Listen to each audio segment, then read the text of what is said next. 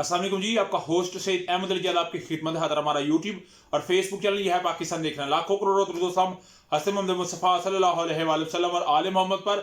इस वक्त जैसे मैं आपके साथ बातचीत कर रहा हूँ, पूरे पाकिस्तान के अंदर फेसबुक और इंस्टा की सर्विसेज बंद हो चुकी हुई है। अगर मैं अपनी जात की बात करूं या जिनके साथ मैंने रब्ता किया, तकरीबन अप्रॉक्सीमेट लोगों के साथ मैंने रब्ता किया, मैक्सिमम लोगों के साथ मैंने रब्ता किया है, तो उन्होंने मुझे यही बात बताई है कि हमारा फेसबुक और इंस्टाग्राम जो है वो बंद हो चुकी हुई है। फेसबुक के ऊपर अगर आप अपना पासवर्ड लगाते हैं या पासवर्ड जो डिमांड करता है उसके ऊपर पासवर्ड लगाते हैं तो वो एक्सेप्ट नहीं करता, तो कहता है ट्राई अनदर अकाउंट। तो ट्राई अनदर अकाउंट पे जाके जब आप जीमेल पे लगाते हैं, जीमेल पे अपना पासवर्ड लगाते हैं, तो कहते हैं unexpected error occurred, please try again another जो है वो किसी अकाउंट पे करें मगर उसको गेन करें। तो इस वक्त ना फेसबुक में इंस्टा चल रही है ना इस वक्त फेसबुक चल रही है। इससे पहले मैं आपको बताता चलूं तो ट्विटर, जिसको आप एक्स कहते हो, उसकी सर्विसेज तकरीबन 20 दिनों से पाकिस्तान में बैन है और वो बंद हो चुकी हुई है। वीपीएन जो है उसको लगा के इस्तेमाल किया जा रहा है। उसके अलावा पाकिस्तान के अंदर इंटरनेट की सर्विसेज, जिसको आप डाटा मोबाइल डाटा कहते हैं या किसी भी जो सिम की सर्विस है, वो बिल्कुल ना होने के बराबर है, वो भी डाउन हो चुके हैं। मगर इसके क्या मामला सामने आएंगे, मगर जैसे भी हुआ है, तकरीबन जैसे मैं वीलॉग रिकॉर्ड कर रहा हूँ 5 मिनट पहले ये सारे मामला तो है, तो मैं आपके साथ ये ब्रेक कर रहा हूँ। अभी तक कोई किसी का ऑफिशियली तो नहीं आया, मगर जैसे ही मेरा वीलॉग देखेंगे उसके बाद आएगा तो इंशाअल्लाह ताला इसके ऊपर मैं दोबारा विलाग करूंगा। मगर ये अपने ये बात याद रखनी है, इससे पहले पाकिस्तान के अंदर ये बाज़गश्त की गई, इसके ऊपर बहरमन तंगी साहब ने बात की कि पाकिस्तान के अंदर फेसबुक को, ट्विटर को, स्नैप को, इंस्टाग्राम को और यूट्यूब को और फेसबुक को बंद कर देना चाहिए क्योंकि ये मनफी असरात फैला रहा है। मगर ट्विटर इस वक्त बंद है, फेसबुक तो बंद है, इंस्टा बंद है, हाँ टिकटॉक चल रही है इस वक्त तक, स्नैप चल रही है, यूट्यूब चल रही है, व्हाट्सएप चल रही है, मगर ये दोनों जो हैं वो बंद हुए हैं। तो इसकी मेरा ख्याल है क्लियरेंस करनी पड़ेगी। अगर तो इंटरनेशनली आया है,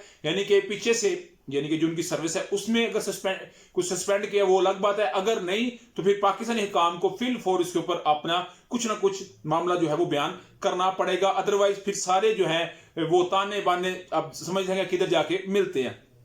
उधर जी आज इलेक्शन कमीशन ने अपनी वेबसाइट के ऊपर फॉर्म 45 को जो है वो अपलोड किया। इससे पहले MW मजलिस वहदतुल मुस्लिमीन की दरखास्त के ऊपर इतराज लगाया गया, मगर हाई कोर्ट ने कहा बिल्कुल नहीं जी, इसको होना चाहिए। अभी तक फॉर्म 45 क्यों नहीं अपलोड हुआ? हालांकि जैसे से हल्का क्लियर होता है तो उसका फॉर्म 45 वेबसाइट पे अपलोड होना चाहिए इलेक्शन कमीशन की, मगर इलेक्शन कमीशन ने शायद तो इन अदालत से बचने के लिए आज फॉर्म 45 को जब किया, अल्लाह मान अल्लाह माफ अल्लाह हाफिज, यकीन करें मामला ही उल्टा कर रख दिया।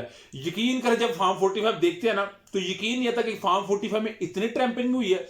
याद रखिएगा, जो पोलिंग एजेंट होता है, अगर मेरा कोई विलाग सुनने वाला पोलिंग एजेंट है तो वो मेरी बात को बड़ी इजीली अंडरस्टैंड करेगा। अगर आप एजेंट नहीं खड़े हुए इलेक्शन के अंदर तो मैं आपको समझाता हूं, कोई भी जो एजेंट खड़ा होता है उसको दो फॉर्म 45 दिए जाते हैं। एक व्हाइट जो कि सूबाई असेंबली का होता है, एक ग्रीन जो कि कौमी असेंबली का होता है। दोनों जब फॉर्म दिए जाते हैं तो जितने कैंडिडेट सूबाई के होते हैं, जितने कैंडिडेट कौमी असेंबली के होते हैं, उनके आगे उनके वोट लिखे जाते हैं कि इतने इसने वोट हासिल किए, इतने इसके मुस्तरद हुए, इतने इसने वोट हासिल किए, इतने इसके मुस्तरद हुए, कुल कुल कुल एंड पे जाके कुल टोटल किया जाता है। इससे पहले ऊपर वाली एक लाइन होती है जिसमें लिखा जाता है मर्द इतने, खवातीन इतने, टोटल वोट इतने, उस टोटल वोट में से इतने वोट पड़े कुल, नीचे लिखा जाता है इतने रिजेक्ट वोट हुए, इतने मुस्तरद वोट हुए, इतने इस कैंडिडेट को मिले, इतने। अगर 20 कैंडिडेट तो 20 का 20 लिखा जाएगा कि अगर किसी को एक भी वोट नहीं पड़ा मगर आपने बताना है कि 0, अगर एक भी पड़ा है तो बताना पड़ेगा 1। इसके बाद जो प्रेजेंटिंग ऑफिसर होता है उसके ओरिजिनल साइन, उसका आईडी कार्ड नंबर, उसका ओरिजिनल थंब लगाया जाता है, उससे साइन करवाए जाते हैं ओरिजिनली प्रेजेंटिंग ऑफिसर के। फिर SAPO senior assistant presiding officer, उसके भी इसी तरह अंगूठा, थंब बाया, उसके आईडी कार्ड नंबर, उसका शनाख्ती कार्ड नंबर जिसको आप कहते हो, फिर सिग्नेचर करके, और एक साइड पे उस फॉर्म के लेफ्ट जानब एक रो होती है जिसके अंदर तमाम प्रेजाइडिंग ऑफिसर उनके साइन करवाए जाते हैं। जस्ट सपोज आप तहरीक इंसाफ से हैं, कैंडिडेट क्या है, उस कैंडिडेट का नाम, आप उसके पोलिंग एजेंट है उसका नाम, नीचे सिग्नेचर। नॉन लीग से कौन सा MN है, ये MN है, कौन सा MP है, ये MP है, आप किसके एजेंट है, इसके एजेंट है, इधर साइन करें। पीपल्स पार्टी MNA MPA आप इनके एजेंट है, साइन करें। मौलाना फजल रहमान साहब MPA MNA आपके एजेंट है, साइन करे। ये जब साइन करता है ना पोलिंग एजेंट, तो याद रखिएगा पोलिंग एजेंट को कहा जाता है कि पढ़ के ना किसी का टेम्परिंग तो नहीं। टेम्पर से क्या मुराद है? लेट्स सपोज वोट हासिल किए एक कैंडिडेट ने 93, उसके जब उसने हासिल किए 93, मुस्तरद वोट रिजेक्ट वोट कोई नहीं, आगे कितना आना चाहिए 93। उन्होंने 93 लिखा है मगर रेज करके दोबारा फिर 93 लिखा है, तो जो पोलिंग एजेंट होता है दूसरी जमात का, वो इतराज उठा सकता है कि क्यों जी आपने टेम्पर क्यों किया, ऐसे इसे लिखा क्यों आपने। ऐसा नहीं होगा। फॉर्म 45 एक नहीं आता, फॉर्म 45 मेरा 40 फॉर्म 45 आते हैं। इन 40 फॉर्म 45 में से 8 पोलिंग एजेंट है, 8 फॉर्म 45 उनको जाते हैं।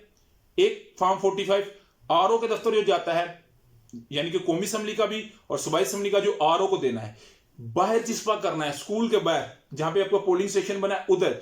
फिर एक खसूसन इन्वेलप आते हैं खास किस्म के, उसके अंदर आपने उस फॉर्म 45 को डालना होता है, सूबाई का भी कौमी का भी, और उसके अंदर कोई टेम्परिंग नहीं होती। I guarantee you. Polling agent का तो चल जाता है, RO को भेजना, मगर जो इलेक्शन कमीशन को भेजना है एक स्पेशल किस्म का इन्वेलप आता है। उस स्पेशल किस्म के इन्वेलप में गलती से पाक टेम्पर्ड से पाक फॉर्म उसमें डाला जाता है, वो इलेक्शन कमीशन में जाता है। मगर आज जो फॉर्म 45 आए हैं टेम्पर्ड हुए हैं सर, उन पे कटिंग है, उन पे 93 को 493 किया गया है सर। उस पे कुल वोट कुछ है हासिल करता, कुछ है मर्द के, कुछ है फीमेल के, कुछ है। तहरीके इंसाफ ने इस मामले को उठा लिया है। मोनसा ने बता दिया कि मेरे वालदा साहब को किस तरह 1 को 8 और 8 को 0 किया गया, उन्होंने बात बता दिया है। ये फॉर्म 45 असल तहरीके इंसाफ अभी बुनियादी तौर पर चैलेंज करने जा रही है अदालत के अंदर। एक बहुत बड़ा सरप्राइजिंग फैक्टर क्रिएट होने जा रहा है, मगर यकीन करे अल्लाह मान अल्लाह फीस, फॉर्म 45 देके एक दफा मैं भी शॉक्ड हो गया हूं कि इस तरह भी टेम्पर्ड इलेक्शन कमीशन में फॉर्म किया है। तो वो प्रिजाइडिंग ऑफिसर की फिल फॉर इंक्वायरी लगनी चाहिए, उस SAPO की, सीनियर असिस्टेंट प्रिजाइडिंग ऑफिसर की इंक्वायरी लगनी चाहिए कि आपने क्यों ये काम किया। और उस पोलिंग एजेंट को भी पूछना चाहिए कि हाँ भाई तू बता, तुमने क्यों नहीं जो है वो फॉर्म 45 के ऊपर टेम्परिंग हुई थी, इस पे आवाज क्यों नहीं उठाई, तुमने क्यों इस पे फॉर्म 45 पे सिग्नेचर किया। तो डेफिनेटली एक बड़ी अहम अपडेट है जो मैंने आपके साथ डिस्कस की होती थी। तहरीक इंसाफ ने इतवार के रोज जो है वो सड़कों पे आने का फैसला कर लिया है मखसूस नशिस्तों के लिए, और जो इलेक्शन के अंदर धांधली हुई है उसके लिए। और मखसूस नशिस्तें तहरीक इंसाफ की जो बनती थी वो डिवाइड होना मुख्तलिफ जमातों में शुरू हो गई हुई है, और असद के असद साहब ने बात बगावत तक जाने की धमकी दे दी है। आपका समझता मुझे लास्ट वीक से शेयर कीजिए। नेक्स्ट वीक तक के लिए होस्ट को जय दिल, अस्सलाम वालेकुम।